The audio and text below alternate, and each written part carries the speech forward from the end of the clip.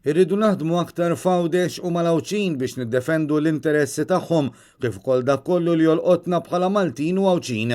Kliem is-Segretarju Ġenerali tal-Partit Nazzjonalista Clyde Puli waqt la oħra mal-Kunsillieri Lokali din id-darba l-Awċin. Fil-preżenza wkoll ta' diversi strutturi tal-Partit Fawdex u kompla li fil-qala il-Partit Nazzjonalista ġielet kontra l-erda tal-ambjent Awċi fil-waqt li s-sibt se jiġġielet fl-imkien il-korruzzjoni. Clyde Puli kompla li l-ħidma tal-Partit Fawdex mhux biss trid kompli iżda trid iżżid.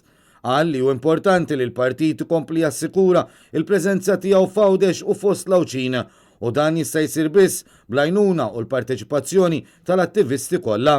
Fir-rigward tal-Kunsilli Lokali, is-Segretarju Ġenerali tal-Partit Nazzjonalista qal li f'dan il-qasam il-partit għandu responsabilità kbira f'Għawdex għax imexxi 8 kunsilli lokali jiġifieri d-doppju tal-maġġoranzi li għandu l-Partit Laburista f'Għawdex fejn igawdi biss minn 4 maġġoranzi.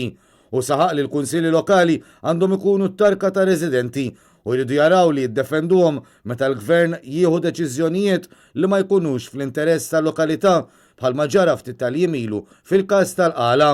Clyde Puli ħeġġeġ lill-Awċin biex is-sibt jingħaqdu mal-Partit Nazzjonalista fil-protesta li se ssir fil-belt kontra l-korruzzjoni u kontra dak kollu li qed isir ħażin f'pajjiżna. U enfasizza li dak li ġara fil-qorti aktar kmieni din il-ġimgħa u bla preċedent. Sa dan it-tant fil-laqa mal-Kumitat Reġjonali tal-Partit Fawdex u saħaq li għandu jiġi assigurat li bil-ħidma ta' dan il-Kumitat il-messaġġ tal-Partit Nazzjonalista jibqa' jasal għand il-familji Awċin kollha. Clyde Puli kellu diversi laqat oħrajn, partikolarment mal-membri parlamentari u mal-kandidati li jikkontestaw fuq 13 il-distrett kif ukoll mal-eks membri parlamentari.